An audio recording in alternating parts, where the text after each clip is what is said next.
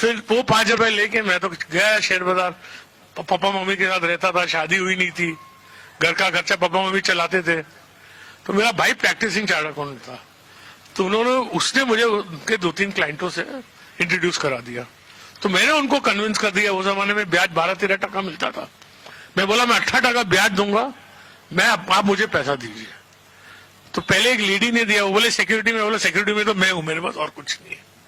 तो बोली ठीक है मैं तुम्हें 2.5 लाख रुपया दूंगा, पहले 1.25 लाख रुपया ले, उसके शेयर ले, वो शेयर मुझे सिक्योरिटी में दे, फिर 1.25 लाख और दे।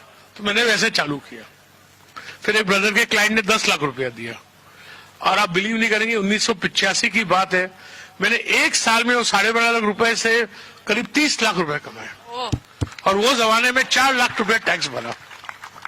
तो ये तो भगवान ने, मतलब पिताजी एंकरेज नहीं करते थे, भाई के क्लाइंट नहीं रहते थे, तो मेरे को तो ये सब पैसा वैसा मिलने वाला नहीं था। फिर शादी हुई, 2-3 साल मंदे थे, फिर बहुत कहानी है। सेसा गुआ के शेयर लिए, 25 रुपए में लिए थे मैंने, 65 का भाव हो गया 4 महीने में, 25 का 65। वो जो मैंने 25 लाख रुपए कमाए थे वो सब टाटा पावर के शेयर ले लिए, वो लिए थे 150 में, उनका भाव हो गया 1000, तो 2-4 करोड़ रुपए, 2-3 करोड़ रुपए हो गए। फिर मधु रनवटे का एक बजट आया, उस हमारे शेयर बाजार में शेयर सब ऐसे शेयर ठोके कि मालूम नहीं कोई बॉक्सिंग मैच है, जो आए बोले बेच दो। और मुझे एक लगता था कि वीपी सिंह थे ठाकुर, लेकिन व्यापारी आदमी थे।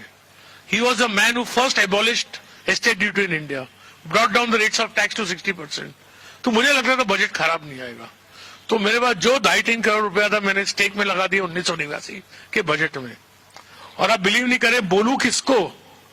और मेरी शादी हुई तो मेरी वाइफ पैसे वाली फैमिली की थी, वो एसी रूम में रहती थी, गाड़ी थी, हमारे पास ना गाड़ी थी, हम तो बस में जाते थे। मेरी वाइफ ने मेरे को जिंदगी में आज तक एक ही चीज मांगी है, अपने रूम में एसी कब लगेगा। उस दिन समझिए जब बजट शाम को आता था, बाजार 6 से 9 रहता था, तो 6 बजे मेरी नेटवर्थ 3 करोड़ थी और 9 बजे मेरी नेटवर्थ 20 करोड़ थी। तो मैंने जाके बस एक ही चीज की, रेखा को घर पहुंचा रात को 2 बजे, सब डिस्कस वगैरह करके मैंने बोला रेखा अपना एसी आ गया। और फिर भगवान ने साथ दिया, और हमने क्या किया, कभी गलत काम नहीं किया पैसा कमाने के लिए। हमारे डैडी क्या बोलते थे, ये शेयर बाजार है, यहाँ कोई बीवी के बांगड़ बेच के आता है, कोई बीवी को बेच के आता है, कभी किसकी हाई नहीं लेना चाहिए। तो वो दिन और आज का दिन है, कभी मैं कोई शेयर को मैनिपुलेट करूं, इधर बेचूं उधर लूं, वो सब धंधे हमको आते ही नहीं है, आप समझे ना। और ना करने हैं तो आते हैं, लेकिन करने ही नहीं है। तो भगवान ने आज भगवान के बहुत शुक्र, क्या बोल सकते हैं कि I have far lesser wealth than people think, but far far far far far more than I need, because wealth also has a purpose. क्या करूंगा पैसे का, बच्चे को 200-500 करोड़ दे दूंगा, उसके बाद इससे मैं तो बहुत बार सोचता हूँ कि मरता हूं मैं कमाने के लिए, मजा मेरे जवाई और बहू करने वाले और बेटे और बेटी है। आप समझे ना। तो खुश हूं, करता वो हूं जो मैं चाहता हूं।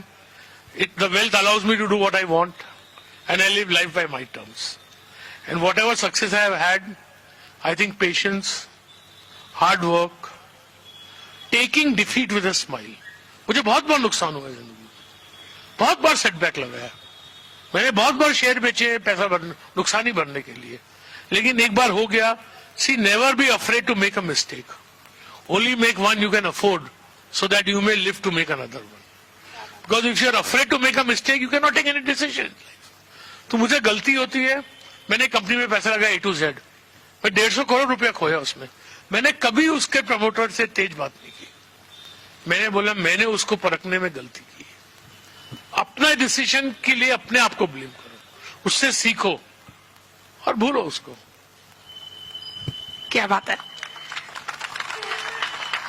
हम लोग जब मार्केट में काम करते हैं या फिर एक सामान्य निवेशक जब मार्केट में काम करता है तो वो टिप्स पर काम करता है कि राकेश झुनझुनवाला ने क्या स्टॉक खरीदा वो खरीदेंगे, दमानी शेयर ने क्या खरीदा वो खरीदेंगे।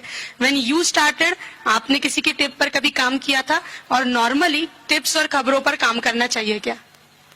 वेल, टिप्स एंड हार्डेस्ट और हेल्थ।